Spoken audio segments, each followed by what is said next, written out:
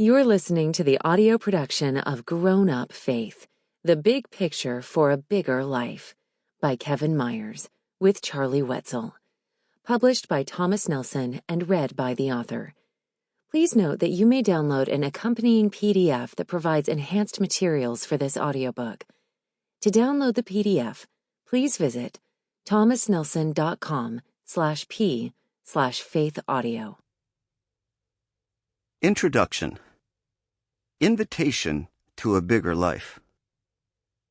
Oh, grow up. Did you hear that when you were a kid? If you're anything like me, you heard it from siblings or friends when you did or said something they didn't like. I often heard it from my two older brothers, Randy and Ron, and their message was clear. You're immature. You don't measure up. You're less than you should be.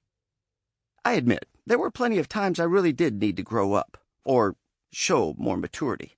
And the same could be said of my brothers.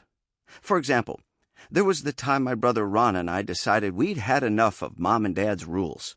So when our parents left for the evening, we decided to run away from home. He was 12, I was 11, the perfect ages to strike out on your own in life. Off we went on foot, or in Ron's case, on crutches. I kid you not. Our anger propelled us to an entire 30 minutes away from home. Then we got hungry. Suddenly, it occurred to us that we had no food, no money, and no plan. That's what we realized. If we didn't get home before Mom and Dad, not only would we be in trouble, but even worse, we wouldn't get anything to eat. We dashed home as fast as Ron's crutches could crutch. I look back now, and it's easy to see I needed to grow up. Then there was the time in high school when a friend of mine pilfered some pure sodium from the chemistry lab. It was literally burning a hole in his pocket, so he threw it in a hallway trash can. Since I knew just enough chemistry to be dangerous, that gave me an idea. What did I do? I got a large cup of water. After taking a small sip, I randomly decided to throw it away in the same trash can where my friend had disposed of the sodium. If you studied chemistry at some point in life, you probably know where the story is going. When I tossed the water into the trash can and it made contact with the pure sodium, there was a massive boom. My innocent action created an explosion with flames that shot momentarily all the way up to the 14-foot ceiling. We all got some time off from school that day. I wish I could say that I grew up after junior high and high school, but I can't. I accepted the call to ministry at age 16, but my immature behavior continued after I left home and went off to Bible college. I railed against an administration I thought was oppressive and against an imposed curfew I felt was ridiculous. After all, wasn't I an adult? The answer was no, but I thought I was.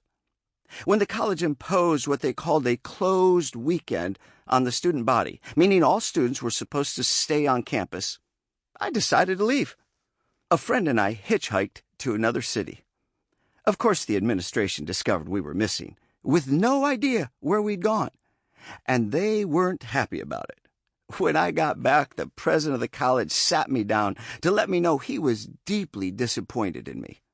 He questioned any hope I had of becoming a pastor someday.